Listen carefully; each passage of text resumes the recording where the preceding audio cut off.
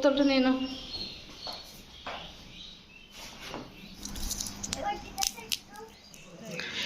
অ্যালার্মের শব্দে ঘুম থেকে উঠে চোখ ঘষতে ঘষতে সোজা চলে যাই রান্নাঘরে। রান্নাঘরে গিয়ে চোখ ঘষতে ঘষতে হাই তুলতে তুলতে রান্না করি মানে মেয়ের জন্য টিফিন বানাই। দেখো এখনও কিন্তু হাই তুলেই যাচ্ছি।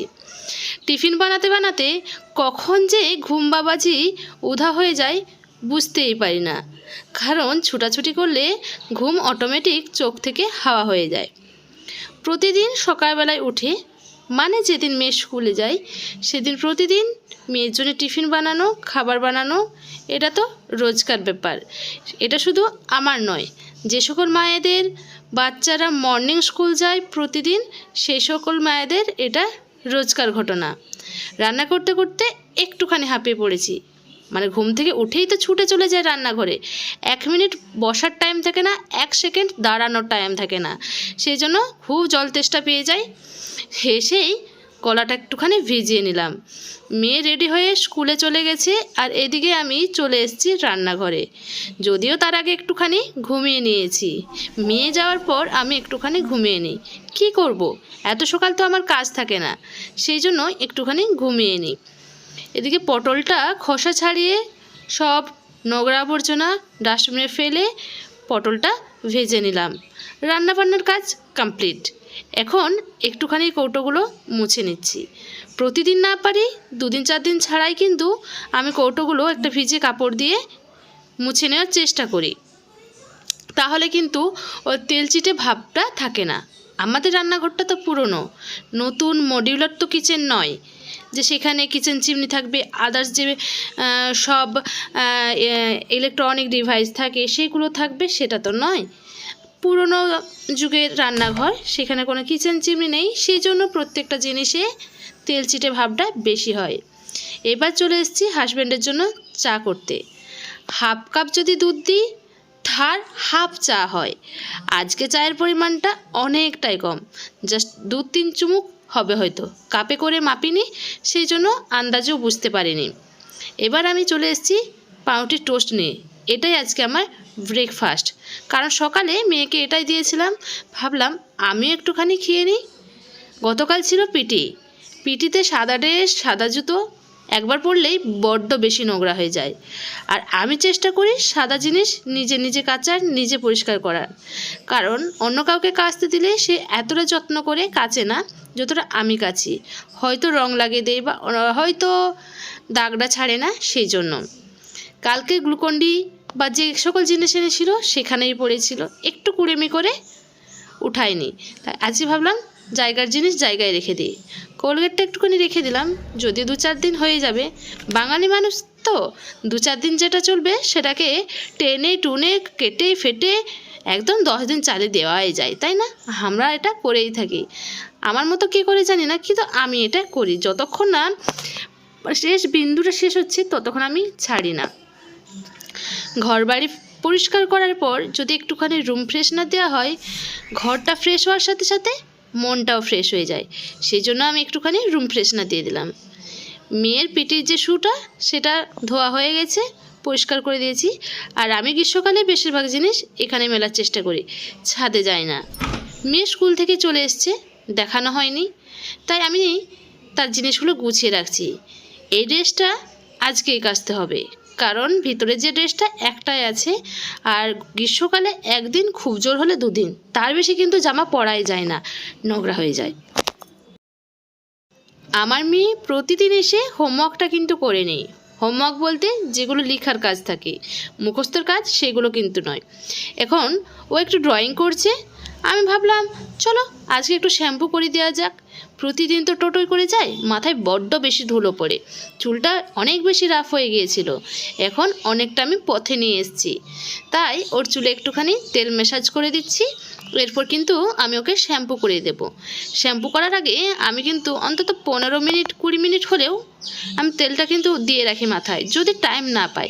যদি টাইম পাই তাহলে তো সকালে দিয়ে রাখি, কিন্তু স্কুল গেলে তো সেটা সম্ভব নয় যে সকালবেলায় তেল ম্যাসাজ করে দেব, সেই জন্যই আমি ওর চুলে এখনই তেলটা ম্যাসাজ করে দিলাম। চুলে তেল দিয়ে কিন্তু বেশিক্ষণ থাকা উচিত নয় বা বাইরে ঘোরাঘুরি করা উচিত নয়, এতে চুলে ধুলোবালি বেশি বসে আর চুলটাও কিন্তু নষ্ট হয়ে যায়। ঈদের দিন খুলেছিলাম কানের, তারপর কিন্তু আর কানেরটা পরা হয়নি, ডেলি যে কানেরটা পরি। আজ ভাবলাম কানটা বড্ড বেশি ফাঁকা লাগছে, চলো কানেরটা পরে নেওয়া যাক, তাই আমি কানেরটা পরে নিলাম। মেয়ের সাথে সাথে আজকে আমিও চুলে শ্যাম্পু করেছিলাম।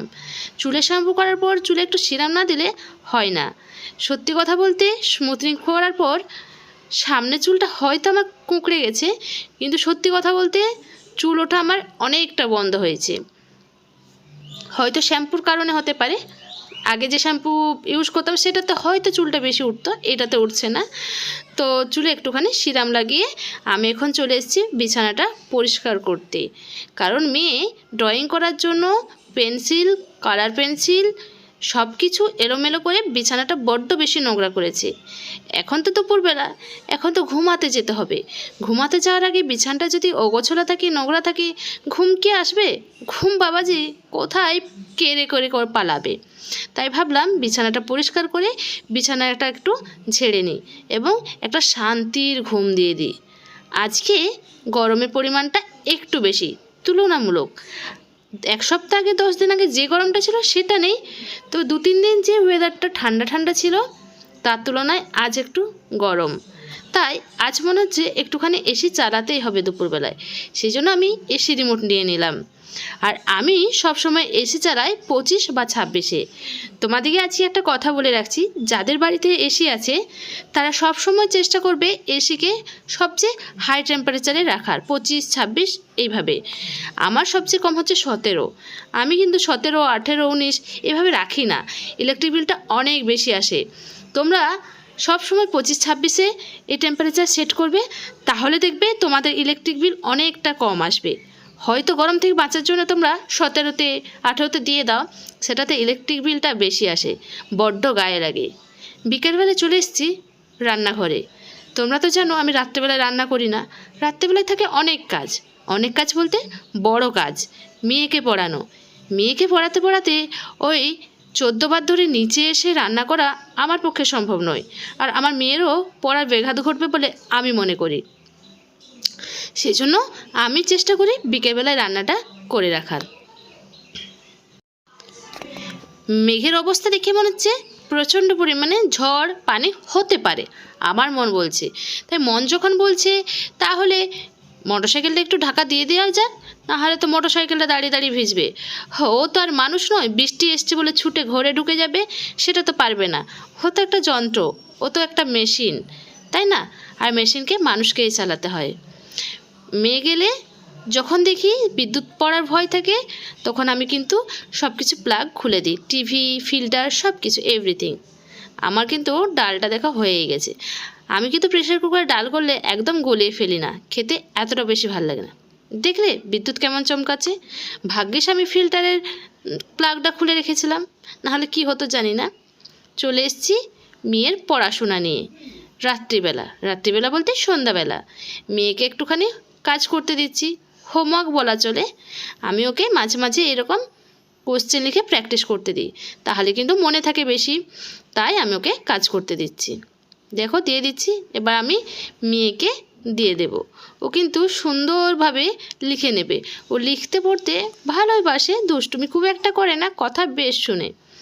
দেখো করে নিয়েছে, 2টো ভুল করেছে, সেটা ওকে বলেও দিলাম যে তোমার 2টো ভুল হয়েছে, জফলাগুলো দিতে ভুলে গেছে। বাংলাতে আমার মেয়ের এই একটাই প্রবলেম, আকার দেবে না, একার দেবে না, জফলা দেবে না, রফলা দেবে না, ওখানেই কিন্তু নাম্বারটা কাট করে যায়। বৈশাখ মাসে ঝড় দেবে আম পড়বে না, সেটা তো হতেই পারে না। ছোটোবেলা থেকে দেখে আসছি ঝড় মানেই আম পড়বে, আর সবাই গিয়ে আমতলায় গিয়ে হাজির। ঝড় হোক বৃষ্টি হোক সবাই কিন্তু আমতলায় হাজির হয়ে যেতাম শুধুমাত্র আম কুড়ানোর জন্য। সেই সব দিন আর নেই, ছুটে গিয়ে বা দৌড়ে গিয়ে আম আর কুড়োই না, সেই সব দিন অতীত হয়ে গেছে। এখন বাড়ির মধ্যেই আম গাছ, আম খাওয়ার লোভটাই নেই, তো আম কুড়োতে কি যাব। রাত্রিবেলায় চলে এসেছি খাবার রেডি করতে। একটুখানি আলুটা মেখে নেব। আমার হাজব্যান্ড কাঁচা পেঁয়াজ দিয়ে আলু ভর্তা খেতে বেশি ভালোবাসে, সেজন্য আজকে আমি ওর পছন্দ মতো আলুটা মেখে নেব। দেখো আমার আলু মাখা হয়ে গিয়েছে। এখন আমি মেয়েকে খাওয়াবো। যদিও মেয়ে এটা একদম পছন্দ করে না। মেয়ের পছন্দের মাছ, মাংস, ডিম যে কোনো একটা থাকতে হবে। ওই আলু ভর্তা দিয়ে, সবজি দিয়ে ভাত একদম খেতে চায় না। বেশিরভাগ বাচ্চারাই খেতে চায় না। ওদেরকে আস্তে আস্তে শেখাতে হবে যে খাবারটা খেতে হয়, এটা ভালো, এটা খারাপ। খারাপ তো কোনো খাবারই হয় না, সব খাবারেই কিছু না কিছু পুষ্টিগুণ থেকেই থাকে। তাই প্রত্যেকটা মানুষকে প্রত্যেকটা খাবার খাওয়া উচিত। মেয়েকে খাওয়ানোর পরে কয়েকটা বাদাম ছিল, মেলা থেকে নিয়ে এসেছিলাম। ভাবলাম বসে বসে খাই, তাই বাদামগুলো বসে বসে খেতে শুরু করে দিয়েছি রাত্রেবেলায়। আর এদিকে আমার মেয়ের পায়ে ব্যথা লেগেছে, সাইকেল থেকে পড়েছে। বললো মা আমার ব্যথা লেগেছে, একটুখানি মালিশ করে দাও। সেই জন্যই আমি একটুখানি ওর পাটা মালিশ করে দিচ্ছি। আর এদিকে ওর পায়ে মালিশ করবো কি, ওর মালিশ করতে গেলেই ওর নাকি খুব কাতুকুতু লাগে, ও সুড়সুড়ি লাগে। যে কোনো টাইমে পায়ে মালিশ করতে বলবে, ব্যথা হচ্ছে কিন্তু সুড়সুড়ি লাগে। কি করব, এ তো এক মহা সমস্যা। তুমি মালিশও করতে বলছো, আবার মালিশ করলে যদি তোমার ব্যথাও লাগে, তাহলে আমি কি করি বলো তো। আমরা ডিনার করার আগে মেয়েকে আর আমার শ্বশুর শাশুড়িকে খাবার দিয়ে একদম চলে আসি। কারণ আমরা যদি রাত 11টাও বাজাই তাও কোনো সমস্যা নেই, কিন্তু বাচ্চা আর বয়স্করা যদি একটু সকাল সকাল খেয়ে নেয় তাই বেটার। এবার মেয়েকে আমি ঘুম পাড়িয়ে দেবো, তাই আমি মোবাইলটা নিয়ে চলে এসেছি অ্যালার্ম সেট করতে। সকালবেলায় ঘুম থেকে উঠতে হবে। সকালবেলা বলা চলে না, ভোরবেলা বলা চলে। ভোরবেলায় তো ঘুম থেকে উঠতে হবে, সেই জন্যই আমি অ্যালার্মটা সেট করে নেব। আজকের অ্যালার্ম সেট করতে করতে ভিডিওটাও না হয় এখানেই শেষ করে দিই। দেখা হবে একটা অন্য ভিডিওতে। তো আজকের ভিডিওটি কেমন লাগছে অবশ্যই আমাকে কমেন্ট করে জানাবে, কারণ তোমরা যখন কমেন্ট করে জানাও তখন কিন্তু আমার সত্যিই ভালো লাগে। তোমাদের কমেন্ট পড়তে আমার খুব ভালো লাগে। তো আমার ভিডিওটা ভালো লাগলে লাইক করে দেবে, শেয়ার করে দেবে, আর সাবস্ক্রাইব করে দেবে। তো চলো টাটা, তোমরা সবাই ভালো থাকবে, সুস্থ থাকবে।